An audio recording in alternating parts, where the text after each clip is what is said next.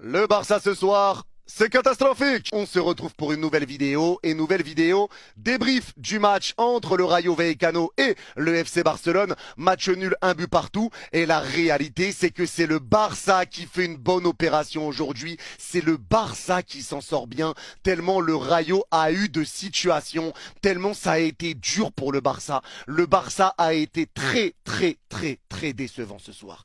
Très décevant. Et sans un grand Juan Garcia, tu peux perdre le match 3 ou 4-1 facile. Facile. Alors c'est une bonne nouvelle déjà de savoir que Juan Garcia est un très bon gardien. C'est une bonne nouvelle parce qu'il t'a montré aujourd'hui qu'il était extraordinaire. Mais il y a une mauvaise nouvelle, c'est que tu l'as trop vu. Tu as beaucoup trop vu Juan Garcia aujourd'hui. Ça, c'est un problème. Et encore une fois, comme sur le dernier match de Liga, le problème qui s'est posé, c'est que le Barça joue le piège du hors-jeu. Mais le piège du hors-jeu, il y en a qui pensent que c'est juste être très haut sur le terrain et quand l'équipe elle avance, hop, tu remontes et t'essayes de mettre hors-jeu. Mais c'est pas ça. Le piège du hors-jeu, c'est un tout. C'est un collectif. Et pour que le piège du hors-jeu soit bon, il faut que tes attaquants et tes milieux de terrain pressent pour ne pas laisser tranquille le porteur de balle. Le pressing du Barça aujourd'hui, ça a été zéro. On n'a pas vu d'intensité, on n'a pas vu de pressing, ça a été catastrophique. Donc encore une fois, pour moi, le problème de ce match-là pour le Barça, c'est pas la défense, ça a été le manque de pressing.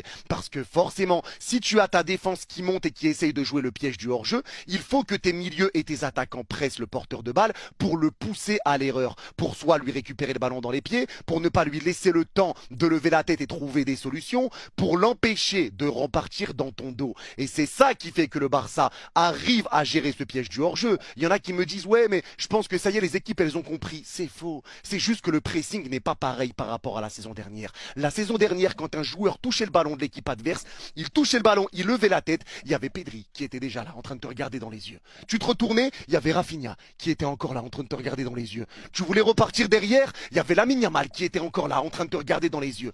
Mais là, le problème, c'est que tu as laissé le Rayo Vallecano dans un fauteuil. Tu te faisais ouvrir par des 1-2, des 1-2 tout bêtes, des 1-2 tout faciles. Tu te faisais ouvrir trop facilement parce que tu n'as pas pressé. Ce qui fait que quand le Rayo avait la balle, il levait la tête et ils avaient tout le temps. Donc tu te retrouvais avec la défense du Barça qui remontait, mais les milieux qui pressaient pas. Donc la défense qui remonte, le joueur du Rayo qui part dans l'autre sens et qui fait un appel dans le dos de la défense, et le porteur de balle qui a tout le temps pour donner le ballon. Il a tout le temps parce qu'il n'est pas pressé. Il a tout le temps. Et là, ça a été le problème qu'a rencontré le Barça. Pour jouer le piège du hors-jeu, il faut que tout le monde le mette en place. Il faut que ça vienne déjà du pressing du milieu et de l'attaquant. Mais si le piège du hors-jeu est mis en place mais qu'il n'y a pas de pressing, t'es mort. C'est du suicide. On l'a déjà dit sur le dernier match contre Levante, je le répète encore aujourd'hui. Le problème, c'est que le pressing n'a pas été mis en place. Et même Lamine Yamal l'a dit après le match, on n'a pas mis d'intensité. Le problème, c'est qu'on n'a pas mis d'intensité. Et c'est une réalité. Si le Barça met de l'intensité, forcément le porteur de balle galère beaucoup plus à donner le ballon. Là, tu as laisser le Rayo Vallecano très libre. Ça, c'était le premier problème. Un autre problème que tu rencontres, ça a été les ressorties de balles. Avec un Eric Garcia qui a été placé en défense centrale aujourd'hui. Alors autant les passes longues d'Eric Garcia quand t'es tranquille, que t'es haut sur le terrain et que tu veux lancer une profondeur, ça, il a été très bon dans ce registre. Mais les relances courtes d'Eric Garcia, mouille-toi la nuque. C'était une catastrophe aujourd'hui. Il a fait un nombre de cadeaux au Rayo Vallecano incalculable.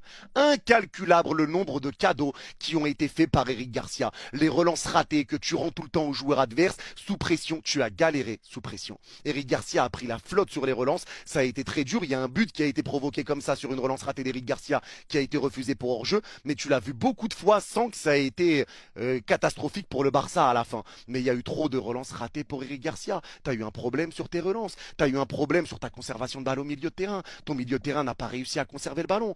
Tu as eu des problèmes également sur l'explosivité offensive. Tu as été trop lent. C'était trop lent. Et moi, c'est ça que j'arrive pas à comprendre. Face à une équipe du Rayo qui joue haut, qui n'a pas peur de laisser de l'espace dans son dos, toi, tu ralentis le jeu.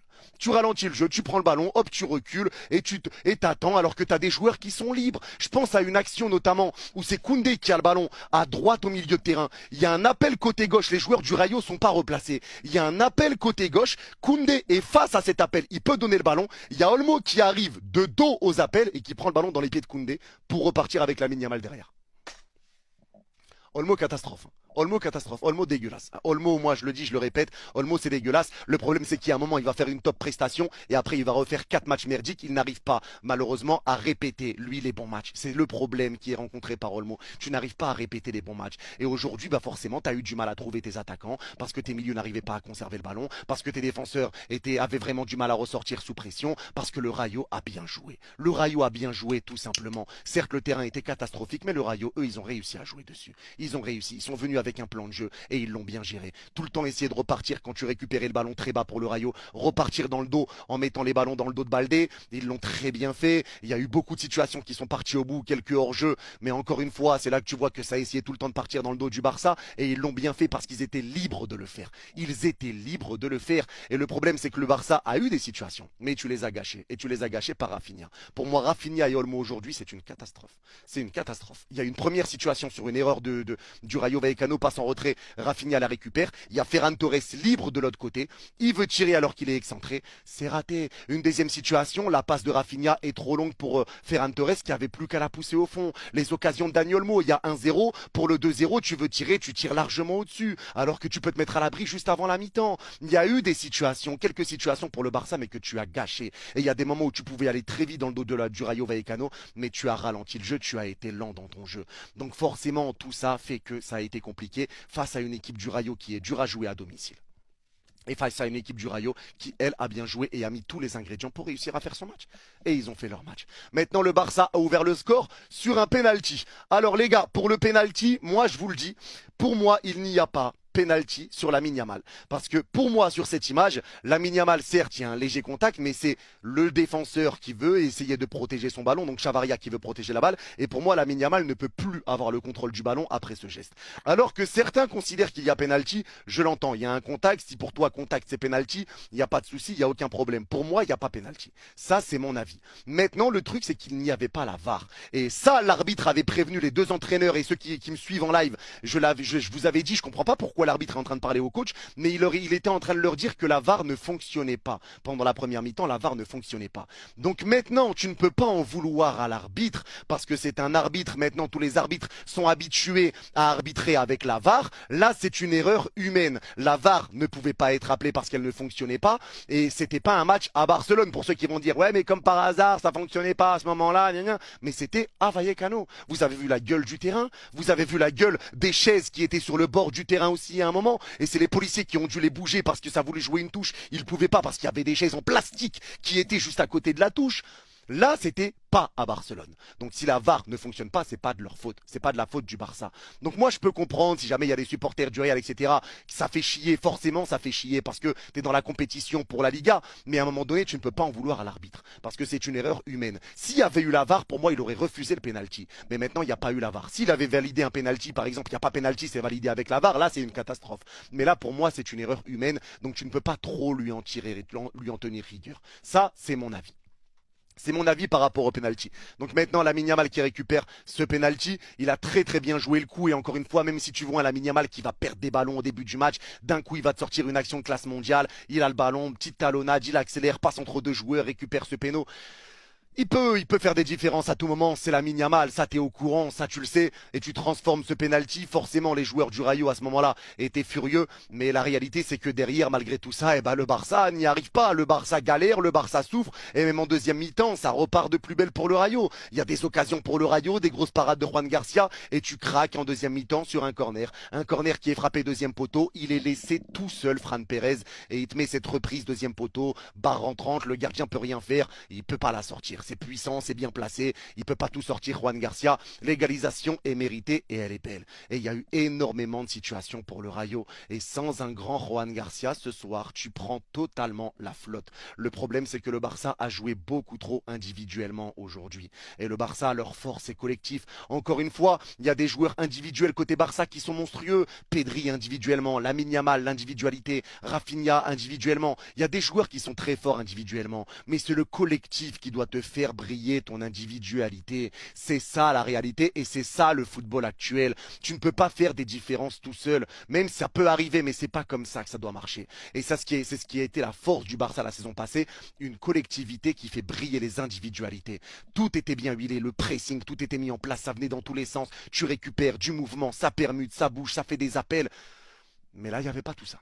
Là, il n'y avait pas tout ça et forcément, c'est quelque chose qu'il va falloir régler. Il va falloir le régler parce que je sais qu'il y en a beaucoup qui se posent des questions par rapport à cette saison maintenant. Parce que pour l'instant, le Barça, c'est un peu compliqué sur le début de cette Liga. Dans le contenu, c'est un peu dur. Tu vois quand même des choses différentes par rapport à la saison passée. Donc, il y a des choses qui vont devoir être réglées, bien évidemment. Mais en tout cas, le Barça va devoir régler ses problèmes. Et aujourd'hui, c'est un problème d'intensité, c'est un problème de mouvement, c'est un problème aussi de justesse technique. Il y a eu beaucoup trop de déchets, il y a eu beaucoup trop de pertes de balles et le jeu a été beaucoup trop ralenti. Et même quand il y a eu des changements, ça ne changeait rien. Ça n'a rien changé. Tes changements n'ont rien changé. Ça, c'est catastrophique. Tes changements n'ont rien changé, ça n'a rien apporté en plus, tandis que le Rayo Vallecano, eux, ils ont fait des changements pour apporter du danger, pour continuer de faire des changements offensifs, et ça continuait de se créer des situations. Il y a eu des occasions, 2 buts refusés pour hors-jeu, des parades de Juan Garcia. C'est trop. Ce que tu as vécu aujourd'hui pour le Barça, c'est pas normal. Et je pense qu'on est sur le pire match d'Hansi Flick avec le FC Barcelone depuis qu'il est arrivé. Je pense qu'on est sur le pire match. C'est très très compliqué ce qui s'est passé aujourd'hui pour le Barça. Ça a été dur, ça a été dur. Mais en tout cas, voilà, même si ce penalty, bon, forcément, il a fait parler un petit peu. Là, au final, bon, ça fait quand même match nul. À la fin, le Barça a 2 points de retard sur le Real Madrid qui commence avec 9 points. Là, c'est la trêve. Donc, tu pars à la trêve avec... pas la première place, le Real est leader avec 9 points, tu as 7 points, tu as 2 points de retard sur le Real, 2 points de retard sur Bilbao. Donc forcément maintenant tu pars déjà avec un désavantage, mais j'ai l'impression, comme on l'avait dit avec Parisien sur le live, j'ai l'impression que tout le temps avant les trêves, le Barça galère un petit peu.